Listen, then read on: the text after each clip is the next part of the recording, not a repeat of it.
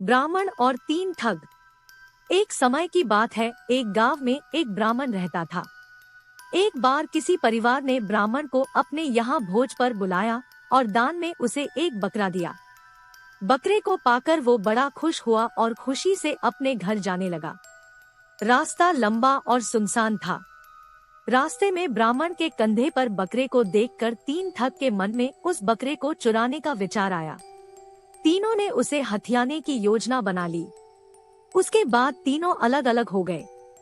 ब्राह्मण के पास से गुजरते हुए एक ठग ने उनसे कहा, क्या पंडित जी, एक ब्राह्मण होकर एक कुत्ते को अपने कंधों पर उठा रखा है आपने?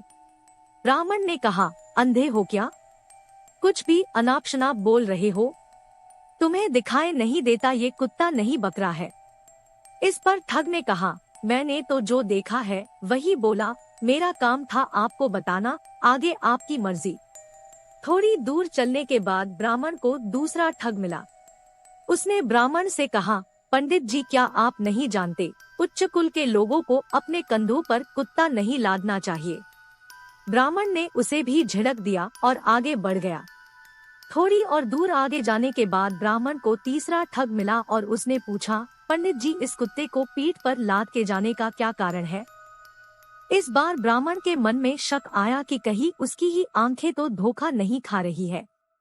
इतने लोग तो झूठ नहीं बोल सकते। और उसने रास्ते में थोड़ा आगे जाकर बकरे को अपने कंधे से उतार दिया और अपने घर की ओर आगे बढ़ गया।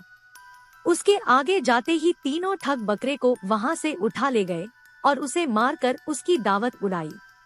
तो दोस्तों, इस कहानी से यह सीख मिलती है कि कई बार झूठ को भी मेजोरिटी में बोलने पर वह सच जैसा मालूम पड़ता है और लोग धोखे का शिकार हो जाते हैं।